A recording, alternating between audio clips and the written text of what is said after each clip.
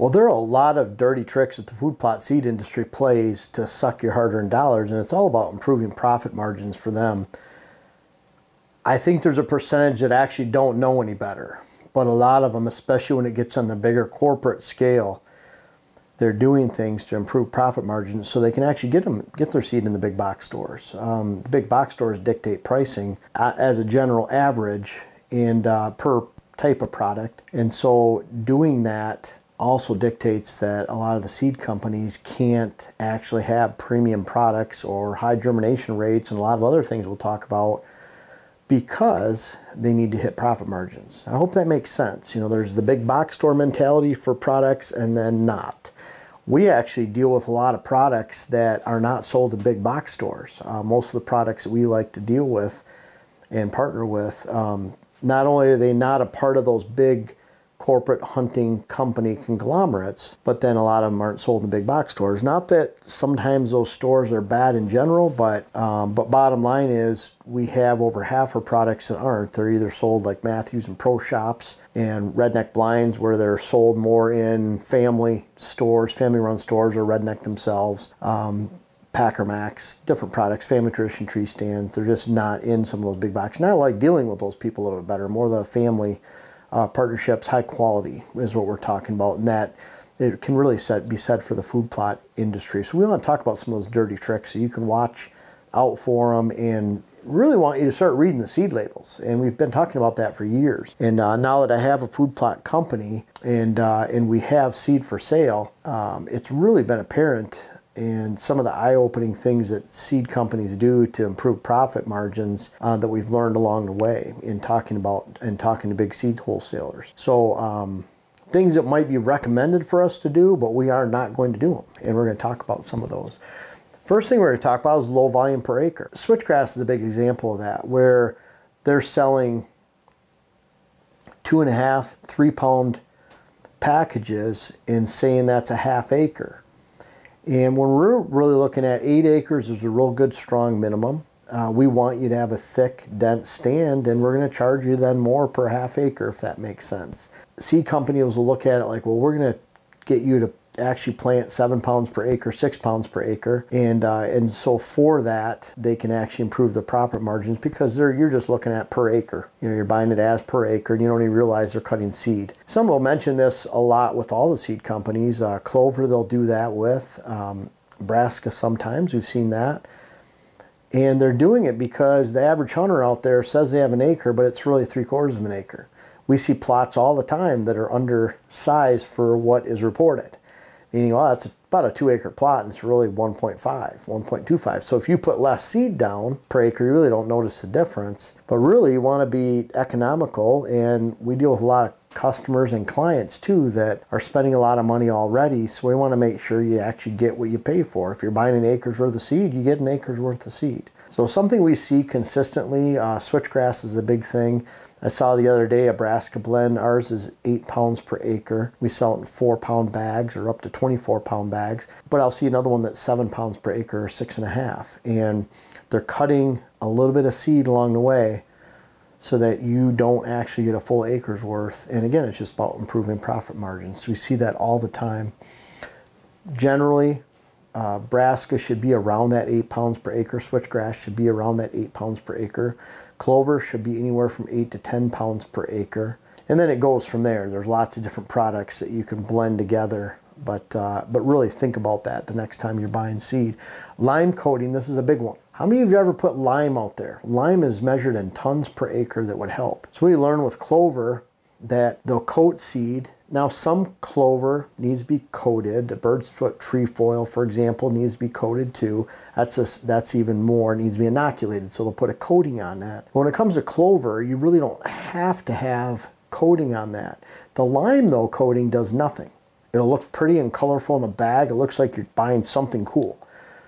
But the lime is measured in tons per acre, not 3 pounds per acre. And what they'll do is they'll take 10 pounds of clover And they'll sell you, it's a 10-pound bag saying it plants an acre, when really you don't realize there's 3 pounds of lime in the bag that was used to coat the seed. So literally coating around the seed, and that'll take it down to 7 pounds of actual seed in that 10-pound bag. And again, you did need 10 pounds per acre, but you're probably not going to measure it. A lot of people don't write anyway. So what you're doing is you're buying 10 pounds of seed with fluff, only getting the 7 pounds of seed, but you're paying a full 10 pounds per acre, if that makes sense. And so that's another way that seed companies, especially to get into the big box stores, will cut the amount of seed in the bag, which ultimately has to do with volume per acre, just to improve profit margins. Number 3, inert matter. This is a big one. What's inert matter? Well, there's a lot of things it can be. It can be dust from the floor. It can be pieces of weed in the mix, pieces of grass, debris, could be dead seed, could be coating. The bottom line is we've seen labels as high as in the 60% range for a 10-pound bag of seed, meaning you buy 10 pounds of seed, the inert matter label on that is over 60%, so you're really only getting 4 pounds per acre of seed. That particular label actually had 10 pound or 1 pound of rye grass in there.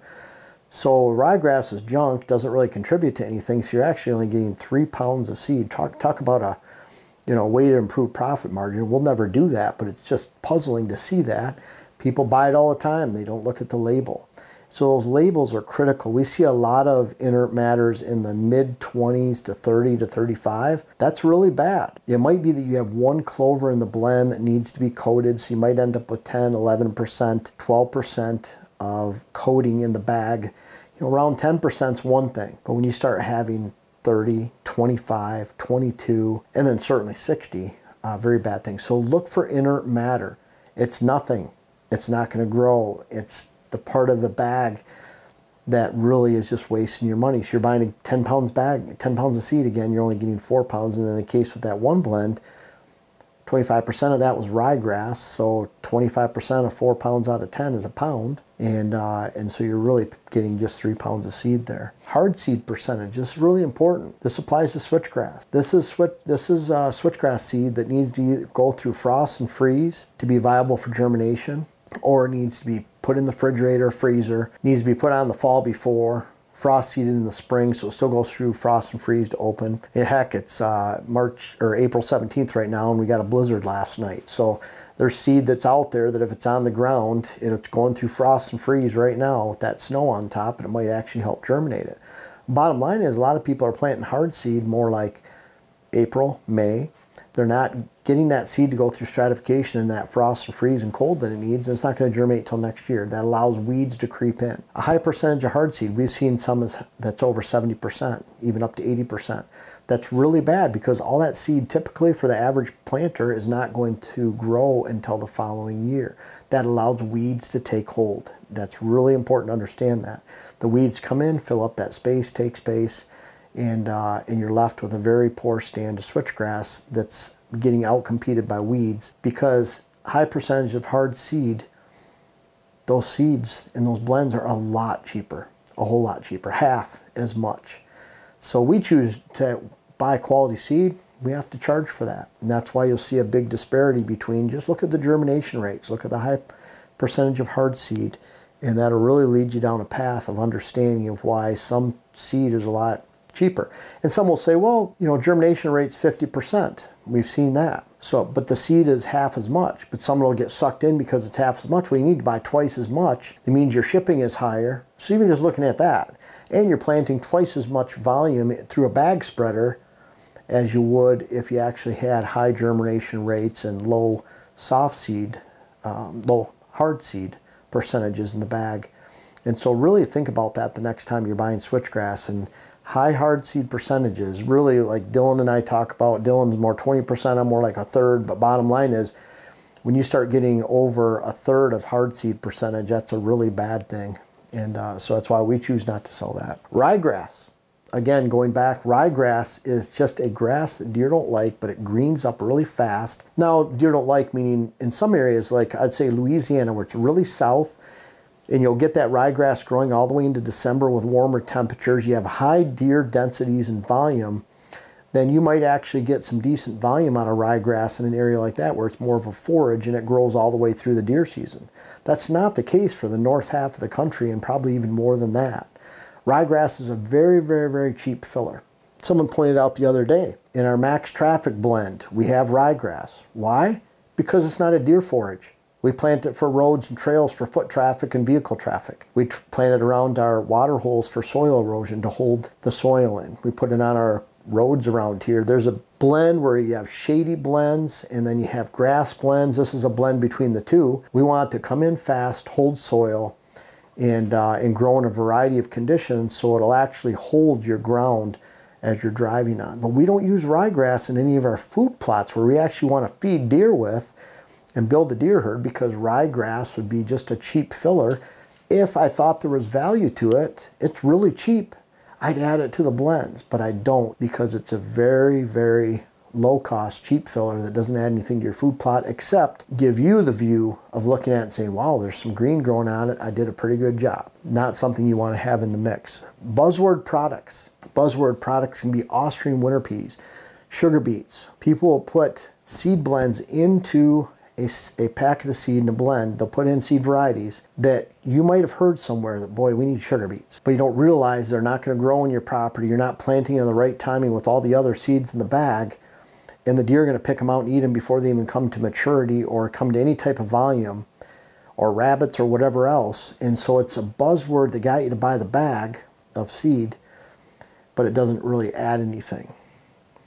Go to too many seed varieties. This is an interesting one. There'll be a lot of summer plowdown mixes that might have 18, 20 varieties. And then they can advertise, this variety does this variety does this variety does this. But as a whole, it does very little. And so they can advertise a lot of different quality things that the seed variety does, but as a whole, it's such a small representation of what's in the bag that they're really not offering anything. Kind of think about jack of all trades, master of none. Think about that saying, where overall it does nothing or does very little. And for example, Sudan grass, high organic matter, but takes years to break down in the soil and many nutrients to do so.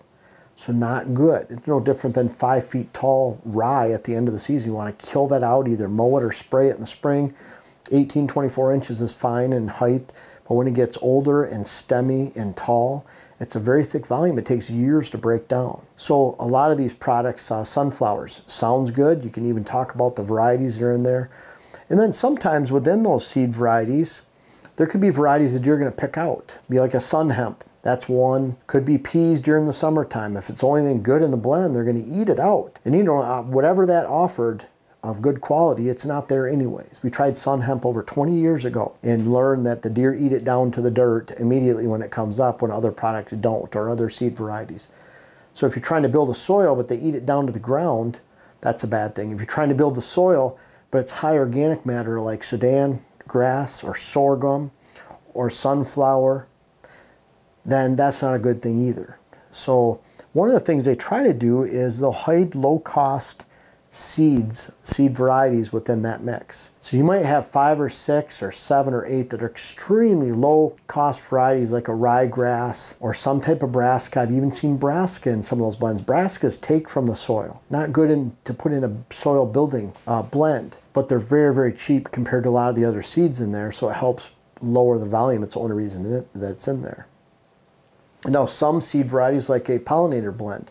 Pollinator blends, you want pollination and you want various plants growing at different times of the year or pollinating at different times of the year and blooming.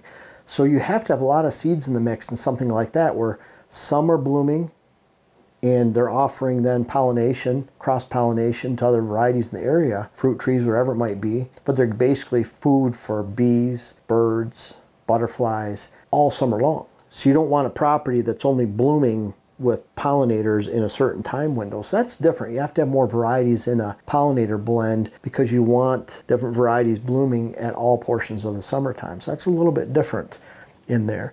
Number 8, shady or wet blends. You have shady food plots. What's the best product for a shady food plot? The best thing you can do with the best practice is to get sun from the southern sky, get about 80 to 90 degrees of sun coming in. You could have 45 degrees here, 15 here, another 20 over here. and that's fine. But you have to get sunlight to the plot. There's nothing really that grows well in the shade. For example, clover grows okay in the shade, but volume-wise, you can plant 5 acres and you're really getting ½ acre if it was all shady. So you're getting low volume. Rye will grow in the shade. Very sparse and no volume. You know, not enough for a food plot. You can have a 1/4 acre of rye that's completely shaded. You'll get some green sprigs growing in there, but not something for a deer to actually stop at and actually be attracted to. Wet soil. If you have wet soil, what kind of food plot do you plant in there? You don't plant one. Now it might be that you put bird's foot trefoil in there, some type of moisture-loving clover like Alsike. But really, if it's wet all the time, and that's what I'll see is, yeah, it's standing water for most of the time. You're not going to get something in there. And if there's a lot of areas that reed canary grass grows in, kill the reed canary grass, it's soaking up all the moisture in the area, and now you're left with a small pond. So that right there, even just getting seed in an area like that, you might rip out the reed canary grass. It turns into a flooded area then. Nothing's going to grow at that point. A lot of times if it's a wet area, I encourage you to plant red osier dogwood, cranberry, high bush cranberry, some type of hybrid willow or silky willow, dappled willow, something that's more like a shrub variety, even a browse species like a red osier dogwood or dappled willow that deer will eat on, and you'll turn yourself into more of like a wildlife habitat food plot as opposed to an actual food plot in that wet area. That's a smarter use of resources, better use. But again, shady or wet, you see it on the bag, you think, oh, I have a wet area, you plant it, you find out that no seed will grow in standing water and no seed does well at all in shady areas. And you can't say, well, that's the only choice we had. You're better off not planting it then. Just get 2 or 3 trees down and get some sunlight in that little area. You're better off getting sunlight into a small area than thinking you're going to plant a, quote, shady food plot blend into a large shady area and get some appreciable growth enough to attract deer. Dwarf Essex rape. It's the cheapest of the brassicas. You can get it for 75 cents or less per pound. You only need 5 pounds per acre. So in a brassica blend that costs $80 or $90 or $70 per acre, this represents, you can put, say, 40% brassica in there. You just put in $1.50 as a seed company, and then you have 3 decent products. But bottom line is you severely cheapened your blend by the Dwarf Essex rape. Dwarf Essex rape is something we choose not to have. It's not that Dwarf Essex rape, they call it dwarf because it's smaller, it's low volume.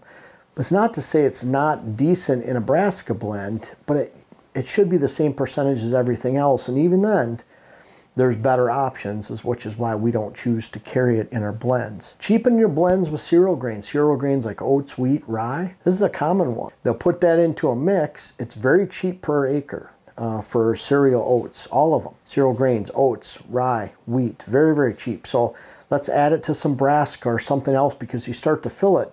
But now you get 2 blends that compete each other. Brassicas like rape, turnip, radish, they compete very poorly with cereal grains. Cereal grains dominate them. They turn them yellow, red, purple. That's why you don't want to mix the two. Cereal grains should be planted about a month to 5 weeks, even 6 weeks after a brassica blend. So that's why you don't put the two together. So think about that. And then finally, 11, if there's a big buck on the bag, like Dylan pointed out, probably leading you down a wrong road for choosing your food plots. You know, it's that shiny object, big buck, let's buy it, looks really good. And you talk about volume, we have our fall power greens right over here. I just have this for another video. But when you add up all our seed that's in there, you get about 110% per acre. What does that mean? We have a little extra seed in there because I want to make sure you have a really good crop. You can go over a little bit on buckwheat. We can go over certainly on the peas. Can go over on the oats a little bit. Radish, we keep down to within a frame. But we go over on each one of these. We're actually more like 116% of seed, but I just rounded down right there. The bottom line is you want to have seed blends that have enough seed in them. Brassica, you never want to go over on brassica because it's just competing each other and stunts them. You can afford to go over on oats and rye, peas, but why do so? So I want to make sure when you plant something it actually grows and gives you the volume that you're looking for, and we're not wasting your money and tried to cheapen it so we can get into one of the big box stores, which I can't see ever happening as long as I own the seed company. So hope this makes sense to you. There's a lot of dirty tricks out there. Make sure you check out WHS Wildlife Blends online. That'll get you to our our seed site, breaks down all our seeds. We have a lot of description in there of why we have the blends we do and what it means for you and what the purpose is, what the time frame is. And then also if you go to the main site, whitetophabitatsolutions.com, go on our store, hit seed, that'll get you to the seed site too. Link is always in the description of the videos. And I appreciate you watching this.